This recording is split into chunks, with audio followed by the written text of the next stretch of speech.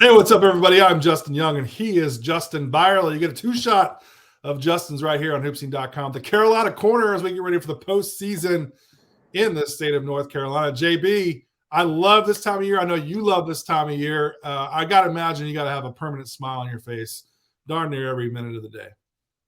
Yeah, it's big time. North Carolina High School Athletic Association, these teams, some of the best basketball of the year is about to go down over the next few weeks. So pretty excited about it. I mean, you should be. North Carolina right now, I think when we look long-term in the four classes of high school, I would make an argument that North Carolina is within the top half dozen, maybe even more than that, top four in the country right now, as far as the talent that we see within the borders of the state, which is, if you've read anything on hoopseen.com or if you follow JB at all on any sort of social media platform over the last, decade, that's not a big surprise that we see the talent level just keep rising up there in the state of North Carolina. So we're going to talk about the NCHSAA today. We're going to talk about the public schools in the state of North Carolina. We're going to break down 4 through 1A, and we're going to talk about some of the powerhouse teams that you got to keep your eyes out for. We're going to talk about maybe some of those dark horses. We're going to talk about maybe some of these rise up players, and we're going to tap into Justin Bylerly's expertise within the state of North Carolina. So just without any further ado, bro, let's get into it. You ready to roll? I'm ready. Let's talk about 4A, okay? So I think every year, no matter what state that you're in, all eyes are always on the biggest classification. This year within 4A for North Carolina, how competitive is that bracket looking? It's a very competitive bracket. The West is really strong with the Charlotte area teams. Myers Park got the 1 seed in the West. New Hanover got the 1 seed in the East. The Charlotte area with North Mecklenburg, West Cabarrus, Olympic, Charlotte Catholic, and Chambers High School. So the West is loaded. It's loaded. It's going to be exciting. There's a possibility that North Mech and Chambers will meet for the 4th time in the region semifinals. So wow. I think North Mech holds the lead 2-1, but that's just a battle in Charlotte. So anybody that can get out of Charlotte's probably going to be cutting down the nets. Let me I'm thinking as you're talking about Charlotte, and, we've talked about before, we ran some of our elite camps there. We're in that city quite a bit for different events. I mean, am I crazy to think that Charlotte is really quietly on a nationwide scale? I'm out here in Phoenix, right? If I told people, man, where's a great basketball city? Charlotte, North Carolina. I don't know if people would really understand how much truth is behind it. Charlotte, to me, man, at least on the Eastern Seaboard, people know.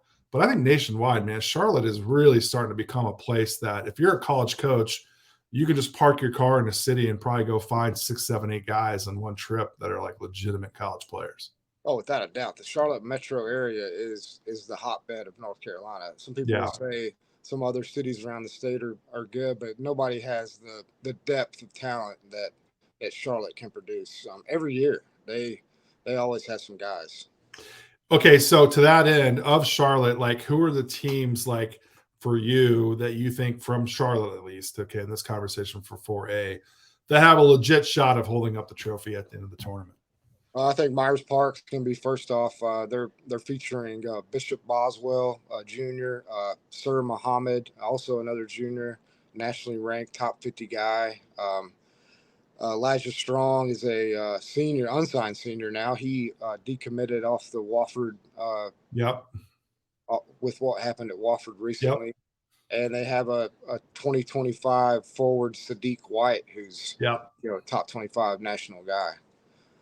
After Myers Park, North Mech with Isaiah Evans and Trey Maxwell. That's going to be a tough one to get out of past them. And then we have Chambers again with Mario Hansen and the rest of their squad. So just Charlotte's going to be tough. Can I put some? I mean, do you want to get in the crosshairs for somebody? Are you trying to be bulletin board material, or you want to stay away from that? If I ask you, who's the favorite for you? Go ahead, go for it. Okay, well, who is it? who's the JB favorite right now? I'm North Mech, man. I really feel like Dwayne Lewis. I think he's been there 30 years. Wow. And 500 wins. I don't want to coach against him when it's win or go home. Has he really been there that long? I believe so. Dwayne, if you're watching this, man, we probably knew each other when we probably were like 150 pounds lighter than what we both are. I'm not saying either one of us are. Don't take that the wrong way. That probably came out the wrong way. I've just known you a long time, Dwayne. So if you're watching, it's good to see that you're still doing it and doing it well.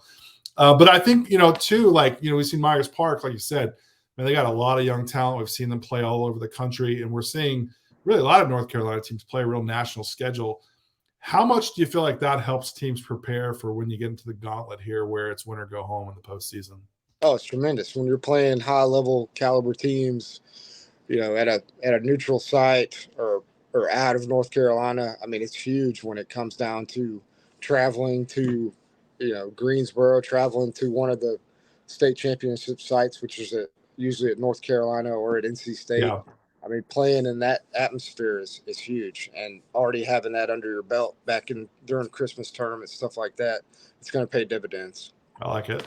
Okay, 4A, like if there's one guy you can just get a ball to and say, go get a bucket, go get me a win, who are you putting the ball? Whose hands are you putting it into? Isaiah Evans.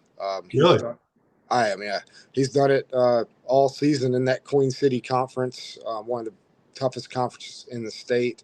And he had 45 against Chambers in a tight win. He's been playing really well. He's probably a finalist for the North Carolina Gatorade Player of the Year. He's one of my top 3 picks for that. So I like it. Yeah, good player. You know why else I love North Carolina basketball is because you have something called the Queen City Conference, where like in Georgia it's like 7-5, 6A, or like it's some like sort of Rubik's Cube. I mean, Queen City Conference is just like, give me that. Like, they get it. There's some like real pizzazz there. I like that a lot. Okay, give me a dark horse within 4A that you think can really do some damage. I feel like Olympic has a shot. Olympic's won some big games in Charlotte this year. If they can get past Audrey Cale, which is another strong Charlotte team. There's a lot of Charlotte coming out. Yeah, sure. That's one that I would look at. Mount Tabor up in Winston-Salem is well coached. Andy Muse has been there a long time. He gets his guys to play in a system, and they're that 2 seed in the 4A West. So there's a chance that they could make a run. Then we have Richmond County over there with Paul McNeil in the East. Paul just committed to NC State. Yeah. That's a very strong team. So yeah. I like the Charlotte teams, but there's some good teams in the East. So I think it's interesting, like what you said with McNeil.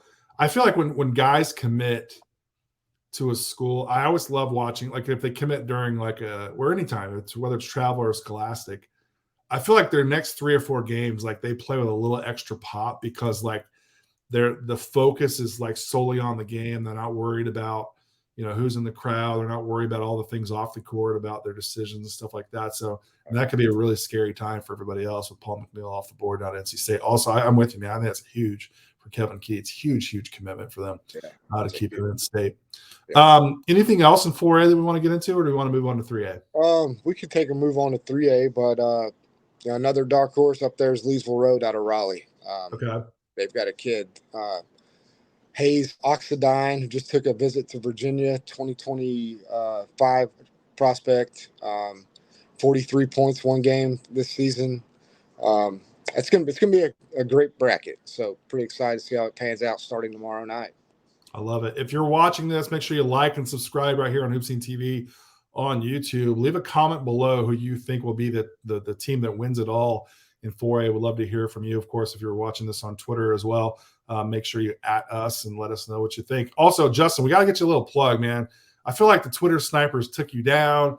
They were like perched up on the mountain and they got you and they took out your Twitter account. What's your new Twitter account? We got to get people to follow you. Yeah, I kept it up with JB, and then I added HoopSeen to the back end. So at JB HoopSeen, that's the new account. I love it. JB HoopSeen. It's really easy to follow. It's certainly really easy to go find. And make sure you go follow me. He's the guy that you want to make sure that you got on your Twitter feed going on in the state playoffs. So let's move on to 3A. And again, it's 3A feels really similar to 4A as far as the depth, the level of talent. You've got some star power in there. What's your first initial thought of 3A in the state of North Carolina? Undefeated Northwood out of Pittsburgh, North Carolina. UNC commit Drake Powell's leading that charge, 21 or 22-0, I believe. They're out of the East, but that's who I'm going to go with. Okay, I mean it's hard to. I mean you're not going out on a ledge when you take the team that hasn't lost all season. So I'm kind of with you. You kind of want to ride with a team that keeps it hot. Yeah, you can make an argument. That may have one of the longest winning streaks in the country, honestly. Yeah, probably close. Central Cabarrus in the West, the number 1 seed, also undefeated. So, yeah, two undefeated teams at the one spot in the East and the West that could potentially meet up. Is that? I mean, I don't, forgive me on my ignorance here, so I'm just kind of asking out of curiosity. Have you had that before, where you've had multiple undefeated teams in the same bracket? Typically it's been in the 1A division with Winston-Salem Prep a few years running, like 3 championships in a row. Not so much in the higher classifications, just because the talent differential is not as high. But it's been a few years, so this could be something that could be pretty cool. Well, I think that's amazing, by the way, just that we've got that sort of star power in the bracket. But there's also individual star power. Not to say that Bishop Boswell is a one-man band there at Northwood, but when you've got a guy that's going to North Carolina, stars matter. Stars seem to really take up their game a notch. Does he have the type of wherewithal and the star power to really slay one of these giants along the way? Yeah, I think so. I mean, he spent his travel season playing with CP3. They play some, high level programs. And he's committed to North Carolina. I mean, they don't go after in-home guys that can't play. I mean, we can go back over the list, and guys that committed to North Carolina from North Carolina can play, and some of them are still in the league. So, yeah, no doubt about it. So Northwood, obviously, let's talk about their team just in general. I mean, with those guys, what do you feel like they bring to the table that will allow them to be in the winner's circle when it's all said and done? Well, it starts with Drake Powell. Obviously they have some counterparts that have helped them get to that undefeated mark so far this season. But the conference that they're in is a lot of Eastern North Carolina teams that are very, very good, and they played against some of the best teams in the state in that 3A division of their conference. That's going to pay huge dividends during these next stretch of games that they have to win. Give me some other contenders or team, maybe even a dark horse if you want for 3A. Yeah, I think a dark horse in the 3A is probably going to be I like Hickory in their bracket in the West. They got the number 2 seed. They're coached by former Citadel assistant coach Daniel. Forgive me. Listen, man, we're at the point of our lives where we have so many children, so many things happening that we're lucky if we can even figure out how to turn the computer on. So, it's all good. So he's a former college coach assistant, so he knows the game. He's the leading scorer all time at Hickory. He always gets his guys to play really hard. We got West Charlotte in that same bracket. That's a dark horse. They have some talent. Another Charlotte school that has produced a lot of really good talent. So we got Freedom, the 3 seed in the West. Amari Connolly is probably one of the most athletic players in that 2025 class. So there's a chance, some of these guys that are a one-man show could have a big game and shut some things down. I love that bell chimed.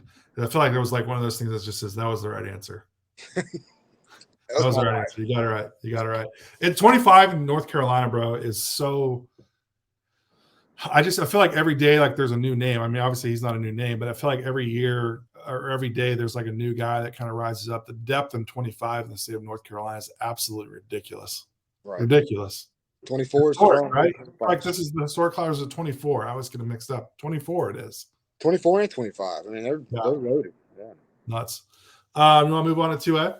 Yeah, 2A is good. Let's do it. Let's talk about 2A for a second. We've got I feel like when we pre-show our notes, I just kept writing down teams. I feel like there was a lot of teams that could be a contender here. Of all the brackets, is this the one that maybe is the most wide open? Is that fair to say, or is there like a no-brainer? This one's got as much talent on the floor as 4A. Okay. So there's a lot of teams that have been here a lot over the last few years. Farmville Central kicks it off in the East as the 1 seed. Larry Williford has had some major guys out of his program in the small town of Farmville. Terquavion Smith is the most recent guy. He's at NC State now, projected lottery pick. Justin Wright is at Marcana Central. I mean, he's had some guys, and they've won quite a few titles over the last few years. Their guy this year is Josh Short, committed to the University of New Orleans.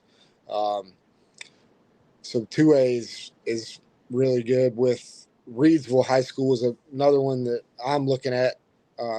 Number 2 seed they got this year, but they have 2 freshmen who are throwing up some crazy numbers. Kendra Harrison, 6'8", 240-pound forward, plays center and forward. 22 points a game, 14 rebounds, 5 blocks. And Deontay Neal, the point guard that runs the show, 22 points and 12 assists per game. Wow, big time. Freshman. 2026 prospects that, are leading Reidsville to an undefeated season so far. Yeah, it's gonna be fun to watch those guys over the next 3 years, right? Like, this is a chance to really kind of set like the foundation for what could be a really historic run, no question about it. 6'8", 240 as a freshman, I can't even fathom that being a parent. That's huge. So in that West, you have Reidsville at the 2, North Surrey at the 1. I really see Reidsville making a push to get to the regional semifinals, and I like Hendersonville. Hendersonville has a 2025 prospect, Malachi Simpson. They've been there before. They've been to the state championship. I could see them making a run with that 5 seed. And then I don't see anybody stopping Farmville. The way they're coached, the way that the program is in Farmville Central is similar to the way Kinston used to be.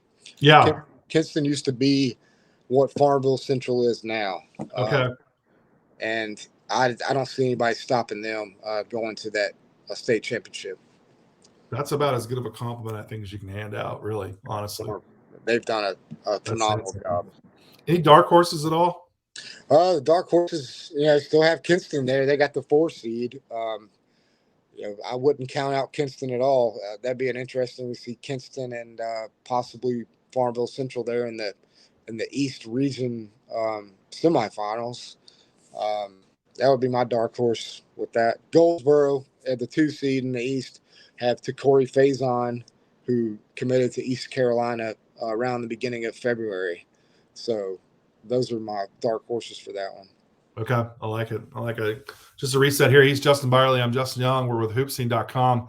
This is the Carolina Corners. We're breaking down the state playoffs for the NCHSAA. Did I get enough A's in there? I think I did. For the playoffs that are starting off tomorrow in the state of North Carolina. Let's move on now to Class A, 1A in North Carolina. Give me a snapshot overview of that classification. Yeah, so the number 1 seed out of the West was Mountain Heritage up north of Asheville.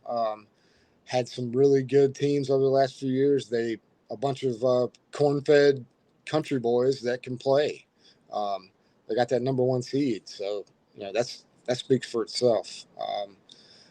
In their bracket, it looks like they could probably get to the state championship with who they're contending with.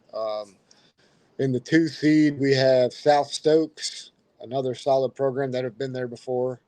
We got Bessemer City in that dark horse section of the West with the 7 seed. They have a kid that's committed to Northern Kentucky. And then over in the East, Birdie High School got the 1 seed, and the 2 seed went to Wilson Prep. Wilson Prep is another program that's won a state title.